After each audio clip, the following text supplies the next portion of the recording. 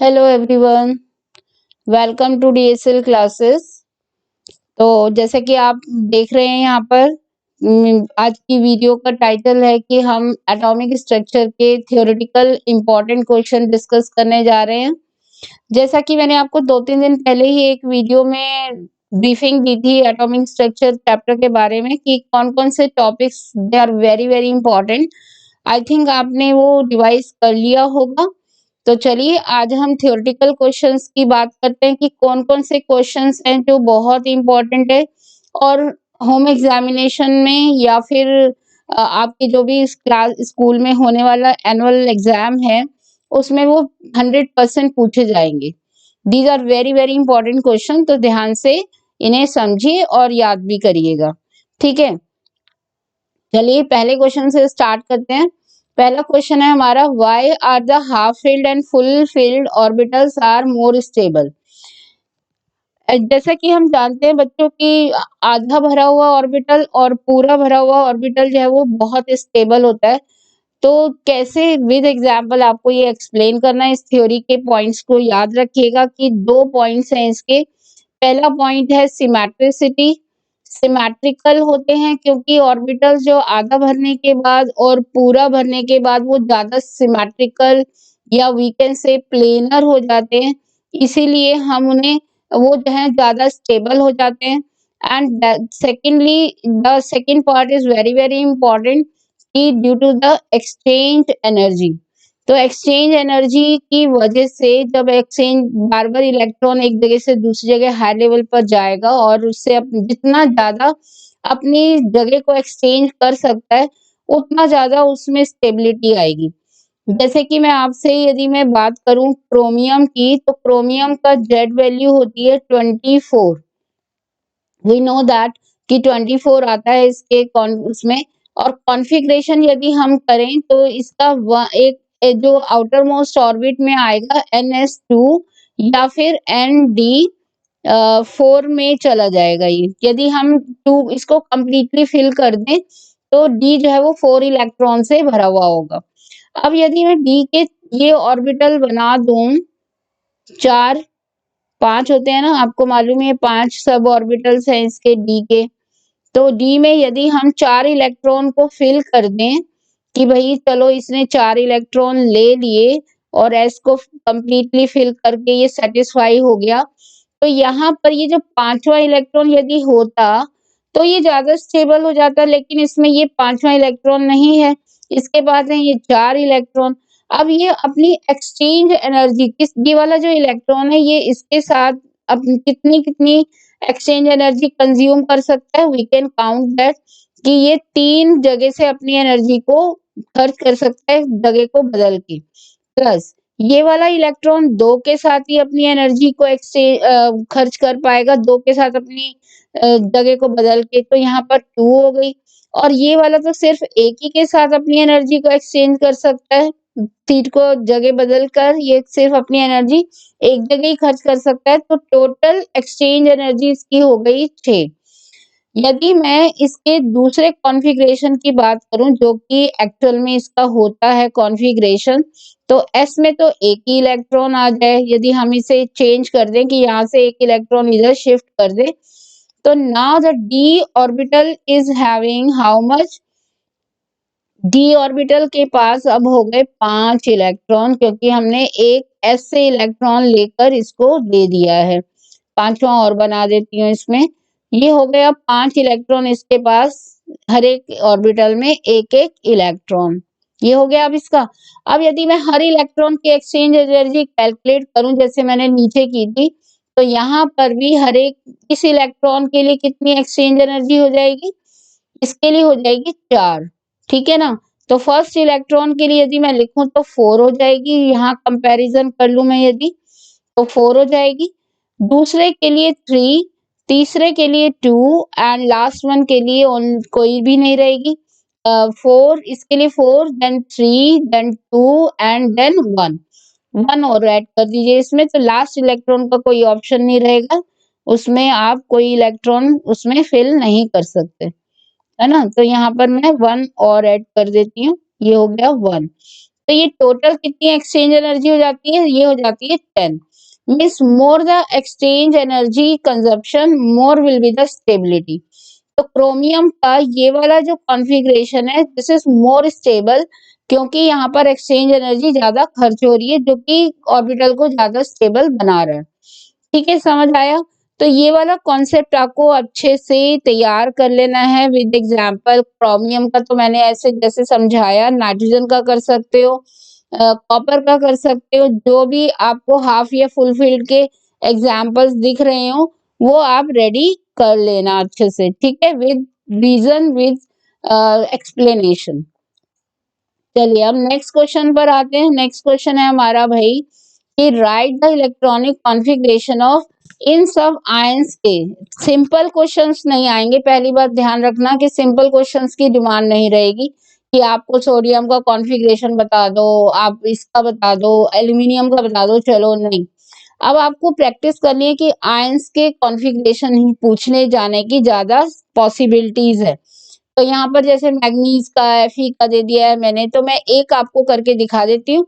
And second part भी है इसमें क्वेश्चन में, पहला ही पार्ट नहीं है कि कॉन्फ़िगरेशन कर दिया, दूसरा पार्ट भी है कि अनपेयर्ड इलेक्ट्रॉन्स का नंबर भी आपको बताना है। तो जैसे कि मैं पहला पार्ट स्टार्ट करके दिखा रही हूँ आपको, यहाँ पर मैग्नीज का कौन हमें बनाना है टेट्रावेलेंट आयन का, जबकि मैग्नीज का जो एटॉमिक नंबर होता है वो होता है 25। अब यदि हम इसका कॉन्फ़िगरेशन करें 25 का तो ये हो जाएगा 1s2 2s2 2p6 3s2 3p6 ले लूं। यदि यहाँ तक 10 हो गए तो यहाँ 18 हो गए, 3p6 4s2 एंड 3d। अब डी में देखते हैं कितने आते हैं, तो यहाँ तक 10 हो गए, 18 एंड 2 20 हो गया, और यहाँ पर आ जाएंगे 5। So it is having the 3d5 configuration, 4s2 and 3d5 configuration है मैग्नीज एटम का। ये एटम का है, अभी मैंने आयन का नहीं बनाया। अब हम बनाएंगे मैग्नीज आयन का कॉन्फ़िगरेशन। तो यहाँ से 4 इलेक्ट्रॉन मुझे निकालने हैं, तो 2 तो पहले जाएंगे s में से और एक जाएगा 5 में से, d में से, तो बाकी सेम रहेगा। यहाँ पर हो जाएगा 4s0 एंड 3d4 कॉन्फ़िगरेशन यहाँ पर हो जाएगा। सो ये हो गया इसका कॉन्फ़िगरेशन, ये आपने बना दिया इसका कॉन्फ़िगरेशन। अब डी में है इसके 4 इलेक्ट्रॉन, मैंने डी ऑर्बिटल बनाकर देखा और भाई देखा 4 इलेक्ट्रॉन पेयर अप हो रहे हैं या अनपेयर्ड है। तो भाई चारों को मैंने पहले एक-एक सिंगली फील्ड करना पड़ेगा लॉ के अकॉर्डिंग, मुझे प्रिंसिपल्स भी फॉलो करने हैं ना। तो यहाँ पर चारों इलेक्ट्रॉन हो गए सिंगली फील्ड, पेयरिंग बाद में स्टार्ट होगी, पहले सिंगली फील्ड होंगे। तो अभी यहाँ चारों मैंने अनपेयर्ड बना, यहाँ पर 4 इलेक्ट्रॉन फिल कर दिए। That means it is having how many unpaired electron?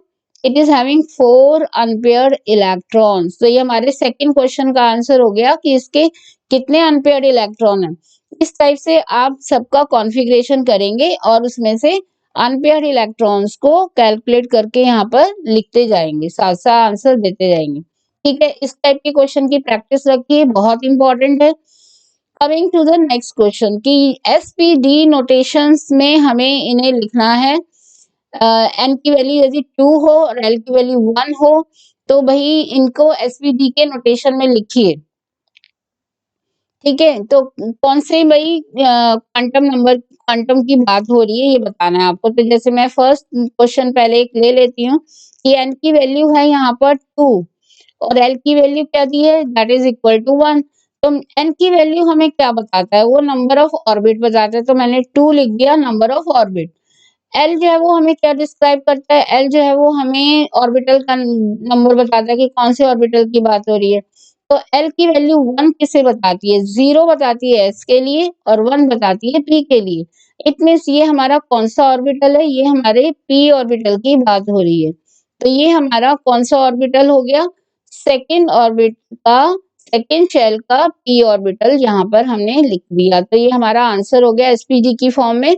इन्होंने इसको आगे और डिफाइन नहीं किया है एमएल और एमएस, तो इसलिए हमारा आउटलाइन में सेकंड पी की ये बात हो रही है। कौन से इलेक्ट्रॉन की बात हो रही है ये इसमें डिस्क्राइब नहीं किया है। सिमिलरली आप दूसरे पार्ट में भी ऐसे ही कर सकते हो कि n की वैल्यू 4 का मतलब हमारा ऑर्बिट हो गया 4 एंड l की वैल्यू 2 का मतलब हो गया हमारा d ऑर्बिटल, तो ये हो गया हमारा 4d। और हमें ये नहीं मालूम कौन से इलेक्ट्रॉन कौन से सब शेल की आगे फर्दर डिवीजन बता रहे हैं, मैग्नेटिक आगे कुछ नहीं बताया, तो हम 4d ही लिख के इसका आंसर छोड़ देंगे। तो ये इस टाइप से क्वेश्चन खूब अच्छे से करिएगा। ऑब्जेक्टिव क्वेश्चंस ये आपको 2 नंबर 3 नंबर मतलब ऐसे ही यदि एक और पार्ट डाल दिया जाए तो 3 नंबर में भी पूछा जा सकता है, तो वेरी वेरी इंपॉर्टेंट पार्ट। चलिए आते हैं एक और इम्पोर्टेंट क्वेश्चन पर कि भाई डीजेनरेट ऑर्बिटल्स क्या होते हैं एंड एक्सप्लेन विद एग्जांपल। बेटा हमेशा ध्यान रखना डीजेनरेट ऑर्बिटल्स क्या होते हैं, जिनकी एनर्जी की वैल्यू जो है they are having the energy same approximately, जिन ऑर्बिटल्स की एनर्जी सेम होती है उन्हें हम डीजेनरेट ऑर्बिटल्स कहते हैं। जैसे वी नो दैट कि p के 3 ऑर्बिटल्स होते हैं, px, py and pz।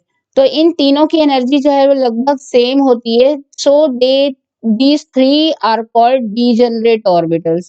Similarly d के 5 होते हैं, पांचों ऑर्बिटल की एनर्जी लगभग सेम होती है, तो उन्हें भी हम क्या कहेंगे, उन्हें भी हम डीजेनरेट ऑर्बिटल्स कहेंगे। सिमिलरली f के 7 होते हैं, उन्हें भी डीजेनरेट ऑर्बिटल कहा जाता है। ये आपको विद एग्जांपल एक्सप्लेन करना है। एग्जांपल मैंने आपको बता दिए तीनों ऑर्बिटल के, यू कैन एक्सप्लेन इट। ठीक है, आते हैं नेक्स्ट क्वेश्चन पर। एक इलेक्ट्रॉन है जिसका 3d ऑर्बिटल है, जो 3d ऑर्बिटल में है इलेक्ट्रॉन, इसकी n, l और ml वैल्यू पॉसिबल बताइए क्या होंगी। बहुत अच्छा क्वेश्चन है, मेरे बहुत पसंद का क्वेश्चन है ये। 3d ऑर्बिटल का मतलब क्या है, यहाँ पर आ जाते हैं। 3d ऑर्बिटल का मतलब क्या है, 3 ऑर्बिटल, थर्ड शेल की बात हो रही है, और d मतलब थर्ड, उसका d जो है ऑर्बिटल है। तो n की वैल्यू हमें प्रिंसिपल क्वांटम नंबर जो है वो कहाँ से मिलती है, उसके नंबर ऑफ ऑर्बिटल से मिलती है। तो इट मीन्स इसकी n की वैल्यू तो हो गई 3। एंड क्योंकि ये d ऑर्बिटल की बात हो रही है, इसकी d ऑर्बिटल के लिए l की वैल्यू होती है आपकी 2 एंड ml पूछ रहे हैं कि ml क्या हो सकता है पॉसिबल, क्योंकि उन्होंने इलेक्ट्रॉन नहीं बताया कि d में कौन से इलेक्ट्रॉन कौन से नंबर का इलेक्ट्रॉन है। तो भाई डी के जो पॉसिबिलिटीज हैं वो इलेक्ट्रॉन किसी भी इन पांचों में से किसी भी ऑर्बिटल में हो सकता है, और उनकी ml वैल्यू जो है वो माइनस से स्टार्ट होकर -2 से स्टार्ट होकर -1 0 +1 एंड +2 तक जाती है। You know that very well. तो हम यहाँ पर ml की वैल्यू पांचों लिख देंगे। -2 भी हो सकती है, -1 भी हो सकती है, 0 +1 एंड +2, इनमें से कोई भी पॉसिबल है। या तो वो हमें इलेक्ट्रॉन बता देते कौन सा इलेक्ट्रॉन है, पहला है या पांचवा है या छठा है, तो हम एग्जैक्ट बता देते। बट क्योंकि उन्होंने हमें एक्सप्लेन नहीं किया है कि कौन से इलेक्ट्रॉन की बात हो रही है, तो हम भी ऑल पॉसिबल वैल्यूज जो हैं इसकी यहाँ पर आंसर में लिख देंगे ml की वैल्यूज। ठीक है, is it clear to you. अब इसके बाद आ जाते हैं कुछ पार्ट्स में आपको ऐसे बता दूं कि ये लर्निंग पार्ट्स हैं जिन्हें आपको लर्न करना है। बहुत अच्छे पार्ट्स हैं, इनमें से 100% क्वेश्चन आने की पूरे चांसेस है। ड्रॉबैक ऑफ बोर्स थ्योरी याद कर लीजिएगा, बोर्स थ्योरी तो पूरी ही याद कर लेना, ड्रॉबैक भी कर लेना, साथ साथ उनके पॉइंट्स के डिफरेंस की, जैसे ऑर्बिट एंड ऑर्बिटल थ्योरी में पॉइंट्स का कुछ डिफरेंस होता है कि ऑर्बिट किसे कहते हैं, ऑर्बिटल किसे कहते हैं, उनमें क्या डिफरेंस है, ये याद कर लेना। ये लर्निंग की पार्ट्स हैं इसमें। डी ब्रॉगली रिलेशन फॉर्मूला तो याद करना ही है, उसका रिलेशन जो इम्पोर्टेंट है क्योंकि न्यूमेरिकल में भी आता है ये, तो ये आपको बहुत, ये थ्योरेटिकली भी पूछा जा सकता है कि भाई बताओ रिलेशन क्या है और इसमें सिग्निफिकेशन बताओ सबका। हेजनबर्ग का अनसर्टेनिटी प्रिंसिपल और उसको एक्सप्लेनेटरी भी कि वो माइक्रोस्कोपिक पार्टिकल्स के लिए ही क्यों वैलिड है। एंड सिमिलरली सारे प्रिंसिपल्स कर लेना, ऑफबाउ प्रिंसिपल है, पॉलिस प्रिंसिपल है, जितने भी प्रिंसिपल्स तुम देख रहे हो वहां पर प्रिंसिपल है, सारे प्रिंसिपल्स अच्छे से याद कर लेना। They are very very important for the learning part. और क्योंकि इसके बिना तो तुम इलेक्ट्रॉनिक कॉन्फ़िगरेशन भी नहीं कर सकते, तो इसलिए वैसे भी जरूरी है एंड लर्निंग में भी, ये थ्योरी में भी आ सकते हैं laws, they are very important. ठीक है, तो अब हम इसके बाद क्या करने वाले हैं, आई थिंक आपको थ्योरी क्लियर हो गई होगी कि क्या-क्या पार्ट इम्पोर्टेंट है इसमें। अब हम इसके बाद इम्पोर्टेंट न्यूमेरिकल का डिस्कशन करेंगे नेक्स्ट वीडियो में, तो बने रहिएगा हमारे साथ, है ना? पढ़ाई तो बेटा होती रहेगी, चलती रहेगी साथ-साथ, क्योंकि एनुअल एग्जाम आ गए हैं तो आपको पढ़ना ही है। लेकिन इसके साथ-साथ आपको अपनी स्किल के ऊपर भी काम करना चाहिए कि आपके अंदर कौन-सा क्रिएटिव पार्ट है, जो कि आप यदि उसे कंप्लीट कर लेते हैं, उसे बढ़ा लेते हैं, देन आपकी पर्सनैलिटी पर भी बहुत अच्छा इफ़ेक्ट आता है। तो अनअकैडमी जो है वो आपके लिए क्रिएटिव कॉर्नर 2021 का लेके आए हैं, इस साल का नया पहली बार। इस साल में जो पहली बार होने वाला है, एंड दैट इज द वो होने वाला है आपका 31 को, संडे को ही होने वाला है, कमिंग संडे को। क्योंकि हम सब जानते हैं कि हमारे अंदर यदि एक साइंटिस्ट है तो हमारे अंदर एक आर्टिस्ट भी होगा। यदि कोई कॉमर्स ब्रांच में पढ़ रहा है, वो मैथ्स में बहुत अच्छा है या कॉमर्स में बहुत अच्छा है, तो वो कहीं ना कहीं उसकी स्किल साइंटिफिक भी होगी जरूर, और होनी भी चाहिए उनके आंसर्स को डेवलप करने के लिए, देने के लिए। तो इन सबको मतलब ये हमारी पर्सनैलिटी का ही पार्ट है, जिन्हें हमें ग्रूम करना ही चाहिए। तो इसलिए अनअकैडमी बहुत अच्छा ये प्रोग्राम लेके आए हैं, क्रिएटिव कॉर्नर। 31 जनवरी 9 बजे शुरू हो जाएगा ये। तो संडे का टाइम है, आपको टाइम भी वेस्ट नहीं करना पड़ेगा, आपका वर्किंग पार्ट, कोई एकेडमिक पार्ट जो डिस्टर्ब नहीं होगा, एंड प्लस आपको आपकी थिंकिंग पावर और प्रॉब्लम सॉल्विंग स्किल को डेवलप करने का भी पूरा मौका मिलेगा। तो बिल्कुल अटेंड करना है, जरूर अटेंड करना है आपको। जो नहीं है उन्हें बता दूं मैं कैसे अटेंड करना पड़ेगा उन्हें, कि ये ऐप डाउनलोड करनी है, लिंक से ज्वाइन करोगे, जो लिंक मैं डिस्क्रिप्शन बॉक्स में दूंगी उससे ज्वाइन कर लेना, एंड गोल सेलेक्ट कर लेना creative corner, and then invite code. यदि आप फर्स्ट टाइम ज्वाइन कर रहे हो तो आप अनलॉक करोगे पहले उसे, तो वो है इनवाइट कोड आपका DSL क्लासेस, जिससे आप अपने आप को आप अपने आप को अनलॉक कर पाओगे, ठीक है? और इसके अलावा भी कोई भी यदि स्पेशल क्लास आपको देखनी है किसी भी अच्छे एडुकेटर्स की, क्योंकि बहुत अच्छे-अच्छे एडुकेटर्स हैं वहाँ पर, तो वो भी आप देख सकते हो। तो ठीक है, ज़रूर जॉइन करना है आपको। 31 जनवरी 9 AM से ये प्रोग्राम शुरू हो जाएगा। तो चलिए अब मिलते हैं नेक्स्ट वीडियो में, जिसमें हम बात करेंगे न्यूमेरिकल पार्ट की। Till then bye everyone, have a nice day.